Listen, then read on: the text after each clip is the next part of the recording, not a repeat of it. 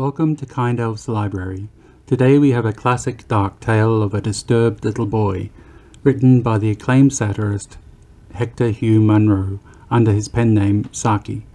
Today's story is titled Sredni Vashtar. Konradin was 10 years old, and the doctor had pronounced his professional opinion that the boy would not live another 5 years. The doctor was silky and effete, and counted for little, but his opinion was endorsed by Mrs. de Ropp, who counted for nearly everything. Mrs. de Ropp was Konradin's cousin and guardian, and in his eyes she represented those 3/5 of the world that are necessary and disagreeable and real. The other 2/5, in perpetual antagonism to the foregoing, were summed up in himself and his imagination. One of these days Konradin supposed he would succumb to the mastering pressure of wearisome necessary things, such as illnesses and coddling restrictions and drawn-out dullness. Without his imagination, which was rampant under the spur of loneliness, he would have succumbed long ago.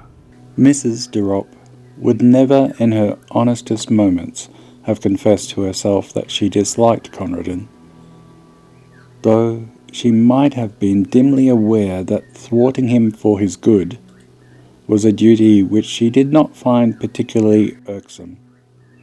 Konradin hated her with a desperate sincerity which he was perfectly able to mask. Such few pleasures as he could contrive for himself gained an added relish from the likelihood that they would be displeasing to his guardian, and from the realm of his imagination she was locked out, an unclean thing which should find no entrance. In the dull, cheerless garden overlooked by so many windows that were ready to open with a message not to do this or that, or a reminder that medicines were due, he found little attraction. The few fruit trees that it contained were set jealously apart from his plucking, as though they were rare specimens of their kind blooming in an arid waste. It would probably have been difficult to find a market gardener who would have offered 10 shillings for their entire yearly produce. In a forgotten corner, however, almost hidden behind a dismal shrubbery, was a disused tool shed of respectable proportions, and within its walls Konradin found a haven, something that took on the varying aspects of a playroom and a cathedral. He had peopled it with a legion of familiar phantoms, evoked partly from fragments of history and partly from his own brain, but it also boasted 2 inmates of flesh and blood. In one corner lived a ragged, plumaged hooded hen, and which the boy lavished an affection that had scarcely another outlet. Further back in the gloom stood a large hutch, divided into 2 compartments, one of which was fronted with close iron bars. This was the abode of a large polecat ferret, which a friendly butcher boy had once smuggled, cage and all, into its present quarters, in exchange for a long secreted hoard of small silver. Konradin was dreadfully afraid of the lithe, sharp-fanged beast, but it was his most treasured possession. Its very presence in the tool shed was a secret and fearful joy, to be kept scrupulously from the knowledge of the woman, as he privately dubbed his cousin. And one day, out of heaven knows what material, he spun the beast a wonderful name, and from that moment it grew into a god and a religion.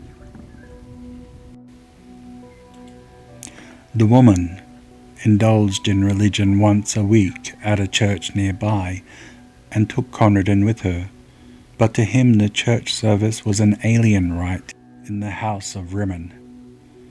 Every Thursday, in the dim and musty silence of the tool shed, he worshipped with mystic and elaborate ceremonial before the wooden hutch where dwelt Sredni Vashtar, the great ferret. Red flowers in their season and scarlet berries in the winter-time were offered at his shrine, for he was a god who laid some special stress on the fierce, impatient side of things, as opposed to the woman's religion, which, as far as Conradin could observe, went to great lengths in the contrary direction. And on great festivals, powdered nutmeg was strewn in front of his hutch, an important feature of the offering being that the nutmeg had to be stolen. These festivals were of irregular occurrence, and were chiefly appointed to celebrate some passing event. On one occasion, when Mrs. de Ropp suffered from acute toothache for 3 days, Conradin kept up the festival during the entire 3 days, and almost succeeded in persuading himself that Sredni Vashtar was personally responsible for the toothache. If the melody had lasted for another day, the supply of nutmeg would have given out. The Houdan hen was never drawn into the cult of Sredni Vashtar. Conradin had long ago settled that she was an Anabaptist. He did not pretend to have the remotest knowledge as to what an Anabaptist was, but he privately hoped that it was dashing and not very respectable. Mrs. de Ropp was the ground plan on which he based and attested all respectability. After a while, Conradin's absorption in the tool shed began to attract the notice of his guardian. It was not good for him to be pottering down there in all weathers, she promptly decided, and at breakfast one morning she announced that the Houdan hen had been sold and taken away overnight. With her short-sighted eyes, she peered at Conradin, waiting for an outbreak of rage and sorrow, which he was ready to rebuke with a flow of excellent precepts and reasoning. But Conradin said nothing. There was nothing to be said.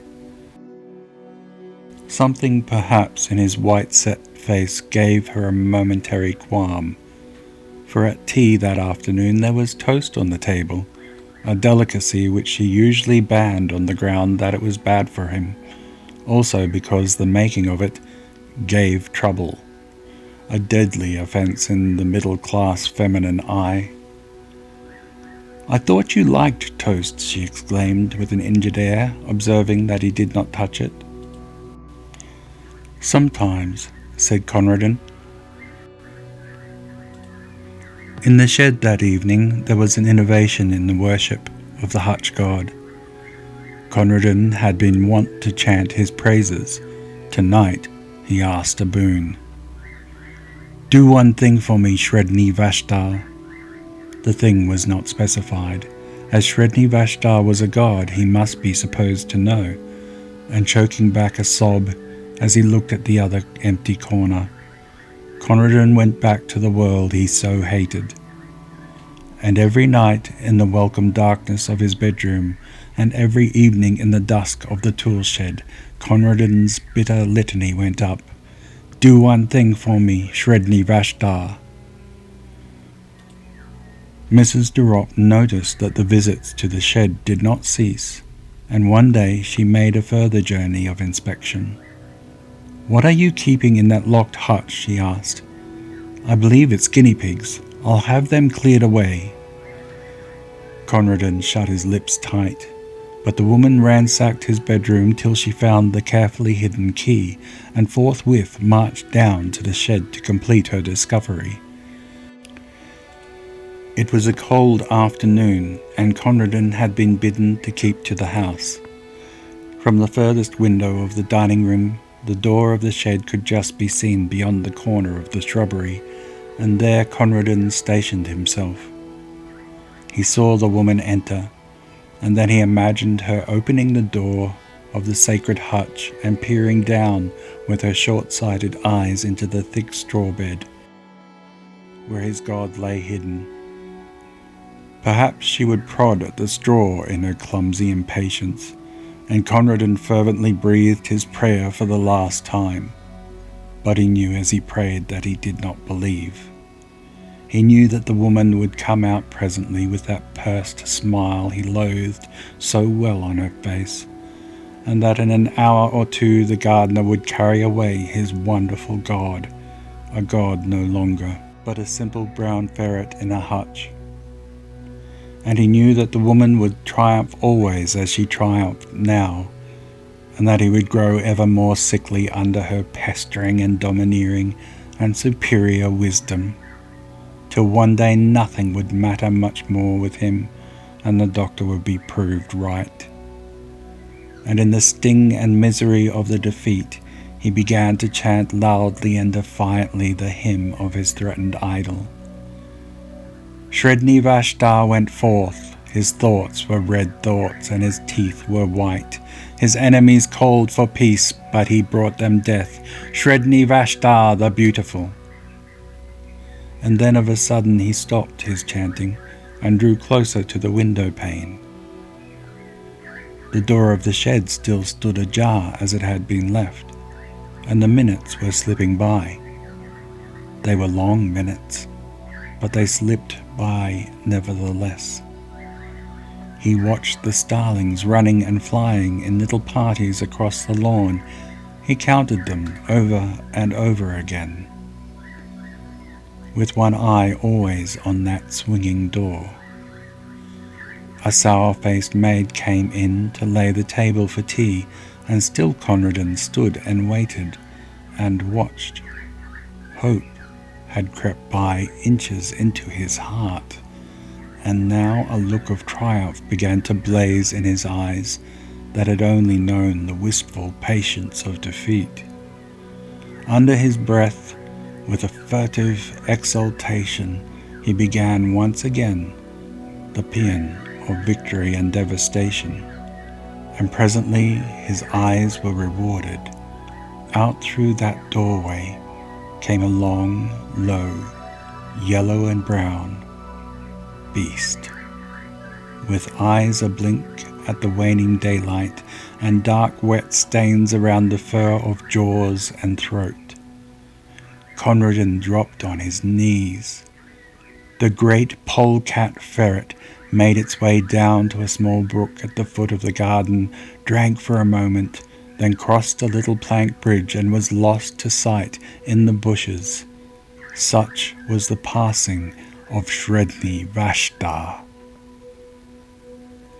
"Tea is ready," said the sour-faced maid. "Where is the mistress?" "She went down to the shed some time ago," said ℠𝑒𝓁. And while the maid went to summon her mistress to tea, ℠𝑒𝓁 fished a toasting fork out of the sideboard drawer and proceeded to toast himself a piece of bread. And during the toasting of it and the buttering of it with much butter, and the slow enjoyment of eating it, ℠𝑒𝓁 listened to the noises and silences which fell in quick spasms beyond the dining-room door. The loud, foolish screaming of the maid, the answering chorus of wondering ejaculations from the kitchen region, the scuttering footsteps, and hurried embassies for outside help, and then, after a lull, the scared sobbings and shuffling tread of those who bore a heavy burden into the house. "Whoever will break it to the poor child? I couldn't for the life of me," exclaimed a shrill voice. And while they debated the matter among themselves, ℠𝑒𝓁 made himself another piece of toast.